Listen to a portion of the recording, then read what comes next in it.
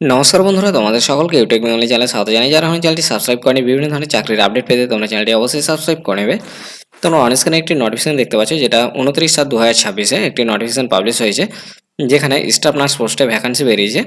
তো যেখানে জিএনএম এবং বিএসসি উভয়ে অ্যাপ্লিকেশন করতে পারবে এবং পোস্ট আছে, ভ্যাকান্সি আছে 2204টা টোটাল ভ্যাকান্সি এবং স্যালারি আছে 22,000 পার মান্থ স্যালারি আছে। তো এটা আসামের নোটিফিকেশন। আসামে ভ্যাকান্সি বেরিয়েছে, কিন্তু ওয়েস্ট বেঙ্গলের এখনও কোনো খবর নেই। ওয়েস্ট বেঙ্গলে খবর না হওয়ার তার কারণও আছে, তার কারণ এখনও কাস্টের ভেরিফিকেশন চলছে, কাস্ট সার্টিফিকেটের ভেরিফিকেশন এখনও কমপ্লিট হয়নি। আশা করা যায় যে কাস্ট সার্টিফিকেটের ভেরিফিকেশন কমপ্লিট হবে, তারপরে হয়তো ভ্যাকান্সি বেরাবে বিভিন্ন জবের জন্য।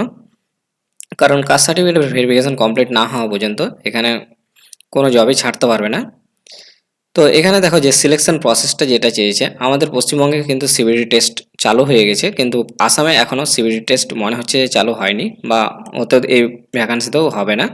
তার কারণ এখানে কোনো সিলেকশন প্রসেসের কিছু লেখায়নি। তবে এখানে একটা জিনিস বলেছে, selection process shall be notified in the official website of the Directorate of National Health Mission Assam in due to course of time along with the list of provisionally shortlisted candidates. তো এই থেকে বোঝা যাচ্ছে যে তাদের কোর্সের উপর বিভিন্ন হয়তো মাধ্যমিক এইচএস এবং জিএনএম বিএসসির উপরে হয়তো শর্ট লিস্টেড করবে, তারপর হয়তো তাদেরকে ইন্টারভিউয়ের জন্য হয়তো ডাকা হবে। এই হচ্ছে ওদের সিলেকশন প্রসেস, যেটা আগে পশ্চিমবঙ্গে হয়ে থাকতো।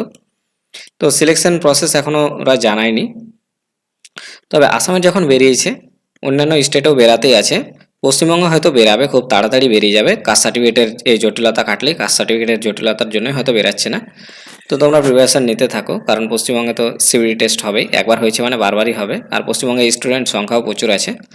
তো এরকম নার্সিং রিলেটেড যে কোনো আপডেট পেতে তোমরা চ্যানেলটি অবশ্যই সাবস্ক্রাইব করে নেবে এবং ভিডিওটিতে একটি লাইক করে দেবে। ধন্যবাদ।